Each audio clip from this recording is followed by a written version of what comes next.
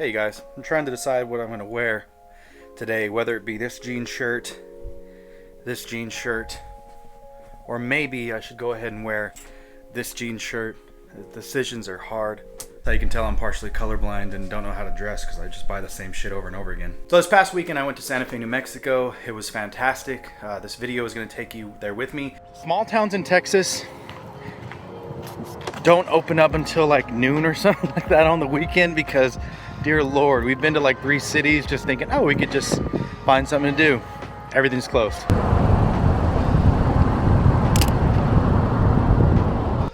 We lost our virginity at Meow Wolf. And it's going to be partially discussing some of the things that I've kind of realized over the past few months. Primarily the fact that I really miss my Fujifilm X Pro 3.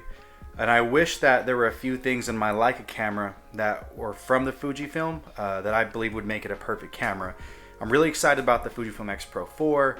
And I'm hoping they do some things that would help me get back into it. And as a lot of you guys know, the Fujifilm X Pro 3 was literally the camera that saved my photography life. And so during my time going through Roswell, New Mexico, which was fantastic, just kind of walking around, just skedaddling over there, and through West Texas, all the way up into northern New Mexico, I kind of just reminisced about the X Pro 3, but even more, just talked about the benefits of having a camera just like that. We're on our way to Roswell, New Mexico right now, and we made our first stop in Junction, Texas, so I could fill up on gas. And we will see. We had to get up early in the morning, and we are through 2 hours of the 8 to 9 hour drives. Cameras with limitations really bring out the best in you when you have the time afforded to be able to learn those cameras and to be able to use them. I'm not saying that someone that shoots weddings should shoot on an M10 at all. I'm not saying that someone that shoots weddings should shoot completely autofocus or should shoot nothing but range focus or anything like that. I am well aware that is dumb as hell. But I am saying sometimes when we get fatigued with photography, we assume that, okay, if I just buy a new camera, or okay, if I just buy new books, or okay, if I just buy a new lens, I'll be good. When a lot of the times we just need to set limitations for ourselves. Whether that's not chimping and looking at a screen and helping us get into a mindset, whether that's using that manual focus $70 TT Artisan's lens that you bought and using that for personal stuff, or even more, just stepping away from photography for an extended period of time like my buddy Dorian Coleman taught me to do. It helps us reset and refresh.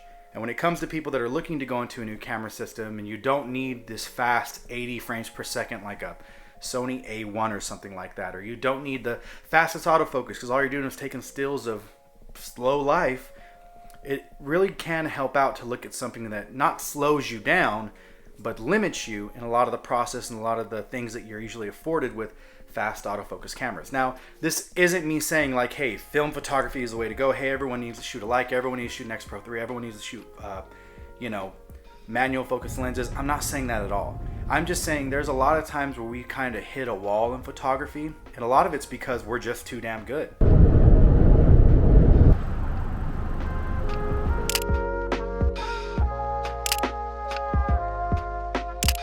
Being honest, I got bored of always hitting focus, and that caused me to, and that sounds weird, but I just got bored of the camera doing all the work.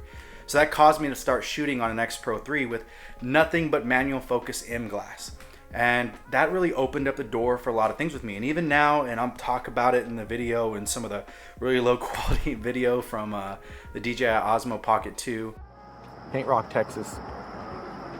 I hate this thing trying to follow me. It doesn't do a good job, but Paint Rock, Texas. There's a city hall that's cutely small. Even now, I enjoy the fact that when I get a shot in critical focus or just in a range of focus, I worked really hard to get that. And there's a lot of shots I miss. There's a lot of shots that I completely botch. And I've kind of learned to take that and learn from each and every one. And it's just changed the process, the way I do things. And people would say, well, that's the Leica flare, but it's not. I got that with the X Pro 3. And honestly, with Voigtlander releasing lenses, and I hope Fujifilm releases their own first-party manual focus lenses, it's only going to get better. Right now is the time to buy into the Fujifilm system. Why? Because lenses are at a great price. You have great lenses from third-party manufacturers, and the bodies that are out right now with this newest generation and the generation before have some of the best images with the best dynamic range with the best colors that you will ever get out of any camera, and I can vouch for that. But we'll jump along to the videos that I recorded. so you can get my opinions and you can follow me along throughout my trips. Right now I'm about to head out to San Antonio Airport and I'm flying to New York, so maybe there'll be a video about that, but talk to you then. Here's me and my abusive wife. I won't turn. No. You're really scared? Yes.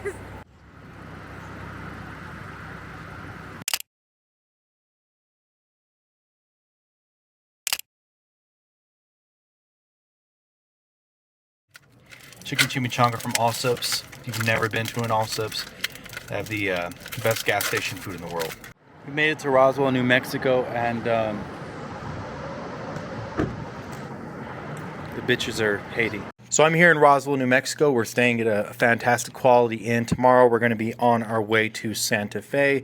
We decided to take a road trip, a little extra 4-day vacation, just to get away, have some fun. We're going to see some family, but more importantly, seeing things along the way in New Mexico. It's a very unique state, a very beautiful state, and it's cool. My wife is her first time in Roswell, seeing everything with the aliens. It's also going to be her first time in any mountains whatsoever, driving around those and through those, and just getting the whole New Mexico vibe of green chilies and all. It's going to be fantastic. I decided to take you guys along with this and just record some B-roll and stuff here and there. I'm taking quite a few photos, of course, for myself and for my zine, so I can recap what went on over the past couple months. But I want to talk about something that I've been doing with my Leica camera that is in response to the fact that I really miss my Fujifilm X Pro 3. For those of you guys that have followed me for a while, you know that the X Pro 3 is a camera that I credit with saving my photography life. It is the first camera that I purchased after my horrific burnout from photography, and it's a camera that really shaped who I am today. The limitations of that camera that were purposely put in really did shape not only my mentality about photography and what will and won't work as a photographer, but even more, I was creating the best work of my life on that, and more importantly, I was confident in all the work that I was taking on that. Again, that camera had some limitations put into it by Fujifilm on purpose, namely being the fact that it had the screen that did not face out. A lot of people hated it. I absolutely loved it. I stopped chimping, which was actually really big for me. It helped speed up my process, really helped me creatively to be able to see things and notice things while I'm not focusing on the back of a camera to make sure I hit focus.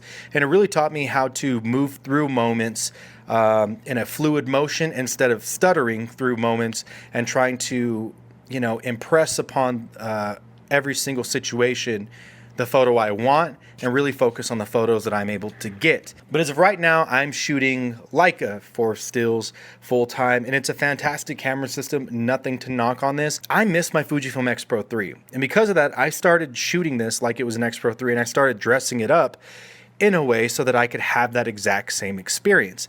You see, I went out and bought Leica's case for the M10 MPB. Thank you so much for $69, great number, dollars. I was able to get this, and it has a back flap on here so that you can't chimp and peek. So now I shoot this identically to the way that I was shooting my X Pro 3. Of course, I'm shooting through a rangefinder patch as an OVF, optical viewfinder of sorts. The same way I shot my X Pro 3, always in OVF mode, no matter what lens I had on there. I'm shooting range focus the same way on my X Pro 3. The last 7 months that I had it, I shot with manual focus glass for the most part, range focus in everything that I was doing. I was range focusing, adapting a Voigtlander 21mm f4 color scope R, and that was my do-all lens for the last 4 months of me owning that camera. Again, it's unlocking something just because I'm not taking time to chimp to look at the back, and so I'm just kind of moving along through my day. I forget about the previous shot and move on to my next. My mind's always working, and it's something that I loved about the X Pro 3 and I'm trying to bring to my Leica camera.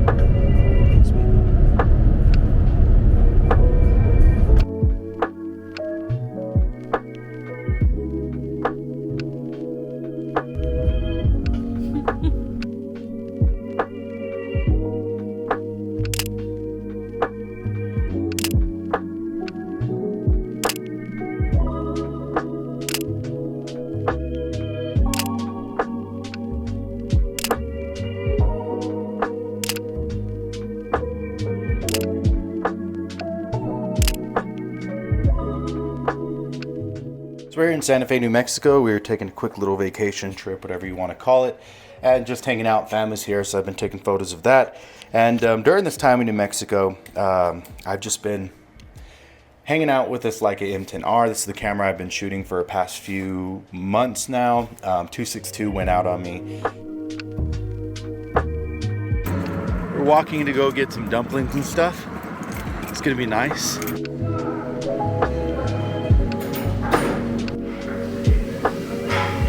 Delicious wonton soup.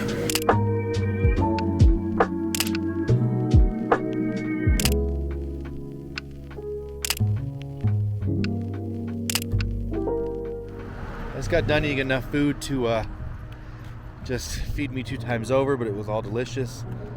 Soup, dumplings, and stuff.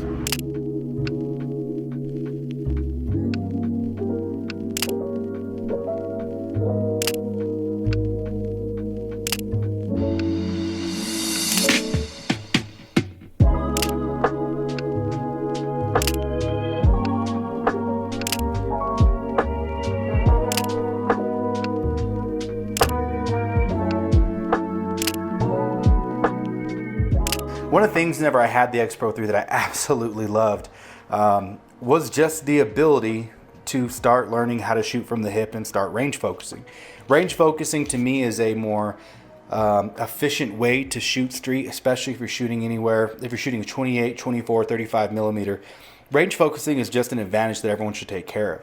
When you're shooting street, when you're walking around, especially in harsh sunlight, you don't want to have an ND filter on. Being able to shoot at f11 and get a lot of detail in shots. Being able to shoot at f16 if you have a proper lens with a proper aperture is a huge benefit. The biggest benefit for me with it is the fact that you just have more shots hit. If you have a wide angle lens like a 35, a 24, a 28, a 21, these lenses are really good at the zone focus game. Getting things in focus, maybe not always critical focus, but being able to gather enough information that is visible and you're able to decipher without having to fill in the blanks.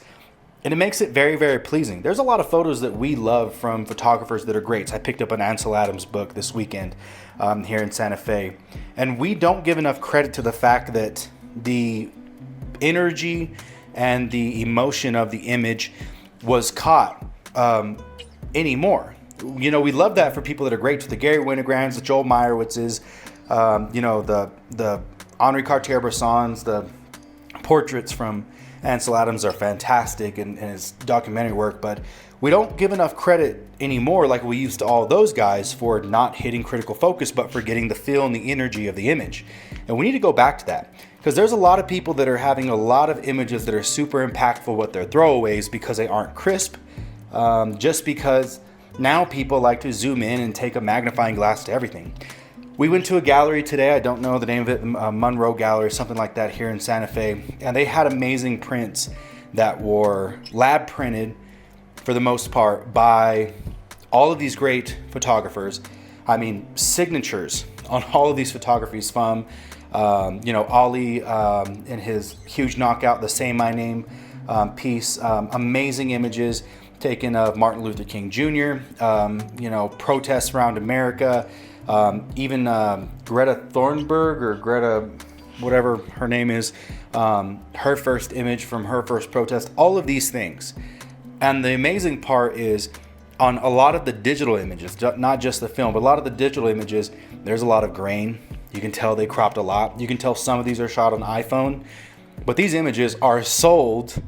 They're not just selling, they were sold for anywhere from $1,500 to $3,000. Just because they were an original print from the artist, they have a signature, but more importantly, because of the image and the feeling they had. Listen, there are a million photos, in my opinion, that I'm sure Annie Leibovitz, that I'm sure that Steve McCurry is an amazing example of this. There's a million photos I'm sure Steve McCurry took during his time in Afghanistan. But you can name out which ones would bring in the most money and which ones people would deem as the most impactful. That doesn't mean that all the photos he took were trash and the ones that aren't highlighted, that those aren't any good.